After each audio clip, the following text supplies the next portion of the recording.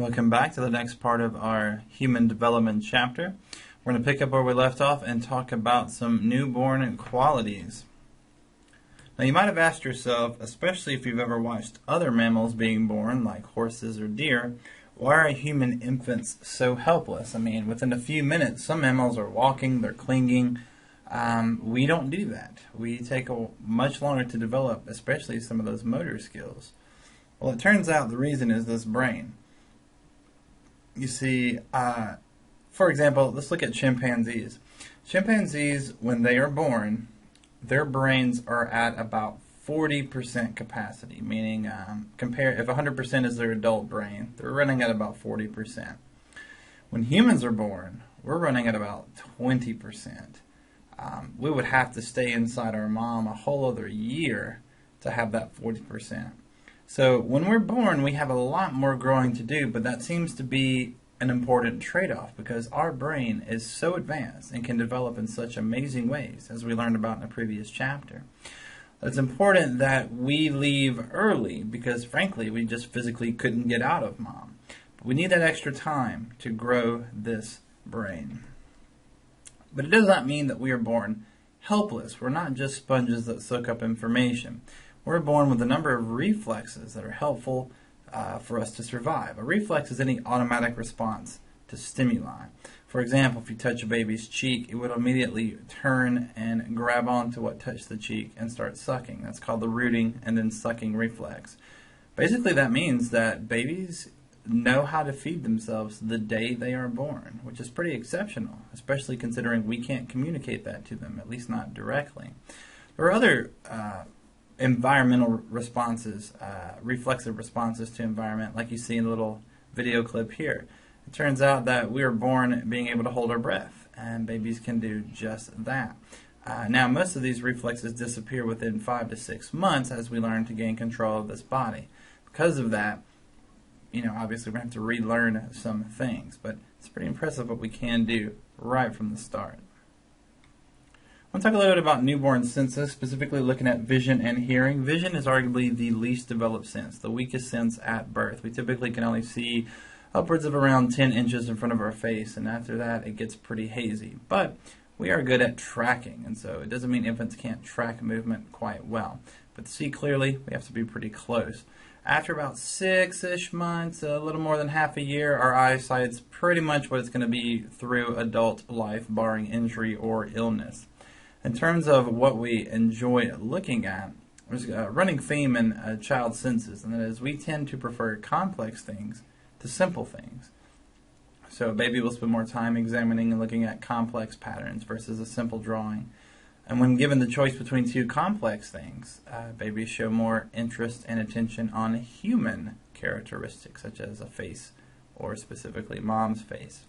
As far as 3D, our ability to perceive depth, perceive distance, this is not something we're born with. We actually have to learn the rules of, for example, what does it mean when something is small? Well, that's an indicator that it's far away. We will see depth perception start to develop after a child is starting to crawl. In fact, one of the classic studies of this is called the visual cliff study, and you see a picture of it here. There's basically a clear glass tabletop that a child could crawl over if they desire. When a baby is just learning to crawl, they will typically just crawl over to mom without caring about the transparency. But after a month or so of experience, no matter how attached they are to mom, they simply won't crawl, thinking that they could fall into that hole. Hearing is another sense, and one of those more remarkable senses, because there's plenty of evidence to support that we can hear before we are born, that we can hear sounds inside the uterus, and in fact, babies tend to prefer mom's voice to other female voices. We also know that babies' minds, babies' interest is focused on distinguishing differences in sound. For example, in the Japanese language, ra and la are very similar sounding, especially to adults who don't speak the language. However, we do find even the slightest vocal changes are detected by infants, and they're able to distinguish those differences. We'll talk a little bit in a second about how we know this, but it's pretty impressive. Basically, if you think about the idea that they're born not knowing any language, not knowing any sounds, and so they're sensitive to everything they hear, and eventually their brain will start to sort of dismiss or toss away the sounds they don't use And that's why when we're adults and we hear people speaking a language we don't know, it often just sounds like gibberish because we've removed those connections. Now, how do we know what infants like? Since we can't ask a baby, do you like this face more than this picture? There's a couple of ways we do that. We love to measure the autonomic system, something you learned about in Chapter 2. So heart rate, blood pressure, breathing, so your respiration. We can actually see physical responses as they get excited versus a decrease in the sympathetic activity once they're no longer interested in the thing they are experiencing. And so, for example, we can do studies where we show a picture of a scrambled face versus a picture of a human face versus a picture of mom's face.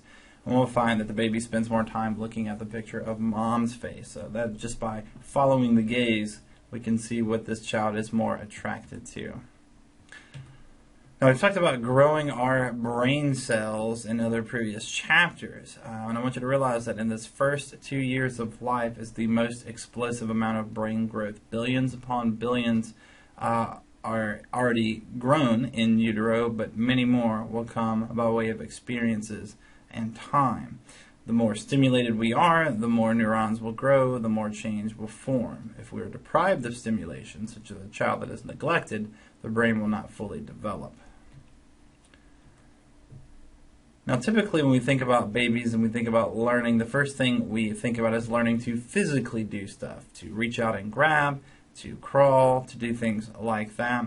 And much of that is based on a child's own motivations, things that excite them, things that interest them in some way. So whatever the goal is, there's a toy or a piece of jewelry or something that looks interesting and they want it and they're not close enough to get it. It's that desire, that motivation that first pushes us towards learning how to use this body.